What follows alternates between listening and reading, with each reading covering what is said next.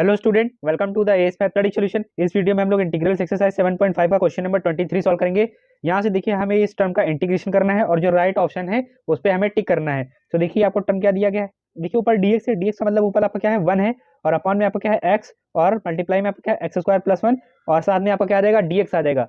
अब देखिए जो टर्म है हम इसे क्या करेंगे, पार्शियल फ्रैक्शन के थ्रू ब्रेक कर देंगे। सो 1/x और x² + 1, इसे जब पार्शियल फ्रैक्शन के थ्रू ब्रेक करेंगे सो a के साथ आपका क्या जाएगा x और जो टर्म है इसका फैक्टर नहीं होगा तो यहाँ पे क्या हो जाएगा bx + c अपॉन में आपका क्या हो जाएगा।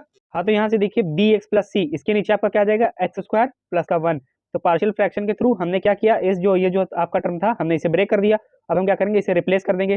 सो इंटीग्रेशन ऑफ इंटीग्रेशन में आपका क्या हो जाएगा a/x और प्लस का bx + c अपॉन में आपका क्या आ जाएगा x² + 1, ठीक, ब्रैकेट क्लोज, साथ में आपका क्या रह गया dx रह गया। अब देखिए ये सेपरेट फॉर्म हो गई तो हम इंटीग्रेशन भी अलग अलग कर देंगे।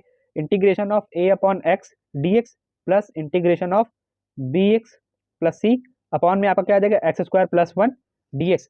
देखिए इसको भी सेपरेट कर देते हैं हम लोग। यहाँ से देखिए a आपका कांस्टेंट, ये आपका बाहर हो गया, सो 1/x dx आपका हो गया ये, ठीक, प्लस इंटीग्रेशन ऑफ, देखिए bx के साथ आपका क्या आ जाएगा, bx के साथ भी आपका आ जाएगा x² + 1, ठीक, प्लस c के साथ भी आपका आ जाएगा x² + 1, ठीक, ब्रैकेट क्लोज, बाहर आपका क्या है dx है। अब देखिए ये आपकी इंटीग्रेशन मतलब सेपरेट फॉर्म हो गई। हम क्या करेंगे, इनका इंटीग्रेशन भी अलग अलग करेंगे। सो a integration of 1/x dx, ठीक, ये आपका एज इट इज रहेगा। देखिए जब चलिए अलग अलग कर लेते, देखिए bx अपॉन x² + 1 dx, ठीक, plus integration of c upon x² + 1 dx। अब यहाँ से देखिए b और c ये भी आपकी कांस्टेंट वैल्यू है, सो ये भी आपकी क्या होंगी, इंटीग्रेशन से बाहर आएंगी। सो इंटीग्रेशन ऑफ a आपका बाहर, इंटीग्रेशन ऑफ 1/x dx, यहाँ से आपका b बाहर, integration of x upon x² + 1 dx, plus यहाँ से c बाहर, इंटीग्रेशन ऑफ 1/x² + 1 dx, ठीक। अब यहाँ से देखिए इसका तो फॉर्मूला है, इसका भी फॉर्मूला है, देखिए since integration of 1/x dx, ठीक, यहाँ पर फॉर्मूला क्या होता है लॉग मॉड ऑफ x और प्लस का c, ठीक। और यहाँ से देखिए इसका क्या फॉर्मूला होता है, देखिए 1 अपॉन, अगर 1 + x² हम लोग इसे पढ़ें so integration of 1/1 + x² dx, ठीक, ये आपका फॉर्मूला होता है आपका tan इनवर्स x + c, ठीक। तो आइए सॉल्व कर देते हैं। देखिए a मल्टीप्लाई में आपका क्या हो जाएगा लॉग मॉड ऑफ, यहाँ पे x है तो यहाँ पे आपका x ही हो जाएगा, प्लस ये वाला टर्म आपका एज इट इज रहेगा b integration of x upon, ये आपका क्या है x² + 1 dx, ठीक, प्लस c। अब इसकी जगह पे आपका क्या आ जाएगा tan इनवर्स, ठीक, x और प्लस का एक कांस्टेंट टर्म, यहाँ पे c आ चुका है तो हम इसे क्या नाम दे देंगे, c1 नाम दे देंगे। और ये आपकी क्या बन जाएगी इक्वेशन नंबर a। इसे नेक्स्ट पेज पे लिख के फिर आइए इसे आगे सॉल्व करते हैं।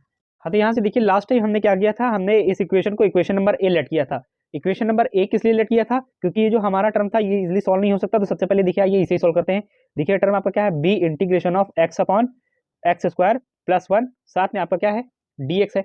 अब यहाँ से x² + 1 को हम लोग t ले लेंगे। So let x² + 1 equals to, ये आपका क्या हो जाएगा t हो जाएगा। डिफरेंशिएट कर देते हैं, differentiate with respect to x both side, ठीक, डिफरेंशिएट कर दिया। यहाँ देखिए x² का डिफरेंशिएशन 2x, 1 का डिफरेंशिएशन 0, t का डिफरेंशिएशन dt/dx। यहाँ से आपका फाइनल क्या आएगा 2x, dx आपका क्या हो जाएगा, इस साइड मल्टीप्लाई हो जाएगा और इक्वल में आपका क्या बचेगा dt। सो dx की फाइनल वैल्यू आपकी क्या आएगी dt/2x। यहाँ पे इंटीग्रेशन में पुट करते हैं। देखिए इंटीग्रेशन ऑफ b आपका एज इट इज, ठीक, ऊपर आपका x as it is x² + 1, इसको आपने क्या लिया है t लिया है, ठीक, dx की वैल्यू ये आपकी क्या है dt/2x। x आपका 1 टाइम में कैंसिल, तो यहाँ से देखिए आपका 2 बाहर आ जाएगा, सो b/2 हो जाएगा आपका ये, ठीक। इंटीग्रेशन ऑफ 1/t, साथ में आपका क्या है dt है। अब यहाँ से देखिए b/2 आपका as it is 1/t dt, इसका इंटीग्रेशन क्या हो जाएगा लॉग मॉड ऑफ t और प्लस का c।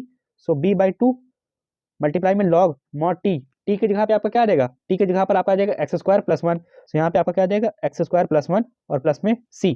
आइए इक्वेशन नंबर ये जो a है हम क्या करते हैं इसमें पुट कर देते हैं। तो देखिए इक्वेशन नंबर a आपकी क्या है, a मल्टीप्लाई में लॉग मॉड ऑफ x, ठीक, प्लस इसी वाले टर्म को तो हमने सॉल्व किया है, सो ये आपका जो आंसर आया है हम यहीं पे लिखेंगे प्लस b/2, ठीक, मल्टीप्लाई में आपका क्या है लॉग मॉड ऑफ x² + 1, ठीक, और प्लस आगे देखिए ये आपका क्या है c tan इनवर्स x। सो यहाँ पे आपका क्या आ जाएगा c tan inverse x, last में कांस्टेंट टर्म आपका क्या लिखा है c1 लिखा है ये, यहाँ से इसे बोल देंगे equation number first. Equation number first अब यहाँ से किस लिए बनाया, क्योंकि यहाँ पे a है b है c है, इसकी वैल्यूज को भी हमें फाइंड करना पड़ेगा। वैल्यूज को फाइंड करने के लिए ये जो पार्शियल फ्रैक्शन हमने ब्रेक किया था, इस टर्म को पार्शियल फ्रैक्शन के थ्रू ब्रेक किया था, हम इसका यूज करके यहाँ से क्या करेंगे a और b की वैल्यू निकालेंगे। चलिए इसे नेक्स्ट पेज पे लिख के सॉल्व करते हैं। हाँ तो यहाँ से देखिए ये वाला टर्म था, हमने इसे पार्शियल फ्रैक्शन के थ्रू इसे ऐसे ब्रेक किया था। तो देखिए लेफ्ट साइड तो आपका मतलब सेम ही चलेगा 1/x और मल्टीप्लाई में आपका क्या है x² + 1। ठीक, x का मल्टीप्लाई किससे हो जाएगा आपका x² + 1 से। ठीक, क्रॉस मल्टीप्लाई a का मल्टीप्लाई किससे हो जाएगा x² + 1 से, प्लस bx और प्लस c, इसका मल्टीप्लाई आपका किससे हो जाएगा x से हो जाएगा। ठीक, यहाँ से देखिए ये वाला टर्म आपका क्या हो जाएगा कैंसिल हो जाएगा। सो 1 = a का मल्टीप्लाई x² से a का मल्टीप्लाई 1 से प्लस का a। ठीक, प्लस bx का x से मल्टीप्लाई bx², b और c का x से मल्टीप्लाई, तो यहाँ पर क्या हो गया cx हो गया। अब x² वाले टर्म में से x² को कॉमन ले लीजिए, यहाँ से देखिए x² कॉमन, इन ब्रैकेट में आपका क्या बचा a और ये वाला भाई x² का टर्म, सो इन ब्रैकेट आपका क्या बचा प्लस का b। तो ये देखिए प्लस का ये x वाला टर्म लिख लीजिए cx और प्लस a। क्या करेंगे बस सिंपली नेक्स्ट पेज पे लेके आइए, आगे समझाते हैं। हाँ तो यहाँ से देखिए आपका लास्ट स्टेप था जहाँ से हमने छोड़ा था।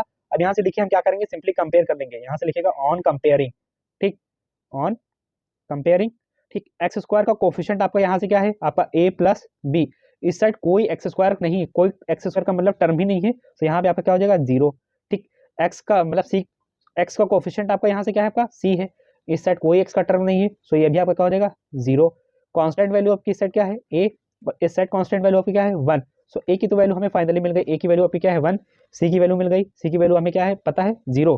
तो यहाँ से देखिए put a = 1, so put a = 1, क्योंकि a की वैल्यू हमारे पास है, a की वैल्यू जब हम 1 पुट करेंगे सो 1 + b = 0। सो b की फाइनल वैल्यू आपके पास क्या आएगी, b की फाइनल वैल्यू आपके पास आएगी -1। अब यहाँ से देखिए put value of a, value of b, value of c in equation number first. हाँ तो यहाँ से देखिए हमने लिख भी लिया है put value of a, value of b and value of c in equation number first. Equation number first को भी लिख लिया। अब आइए सिंपली वैल्यू को पुट करते हैं। देखिए a की वैल्यू आपके पास क्या है 1, सो 1 मल्टीप्लाई में आपका क्या है log mod of x, plus b की वैल्यू आपके पास क्या है -1, सो -1 अपॉन में आपका क्या जाएगा 2 log mod of x² + 1 और प्लस c की वैल्यू आपके पास क्या है 0, यहाँ से आपका क्या जाएगा 0 मल्टीप्लाई में आपके पास क्या है tan 1x और लास्ट का देखिए a b c सारी वैल्यूज खत्म हो गई, तो हम c1 से हटाकर इसका नाम क्या रख देंगे c रख देंगे।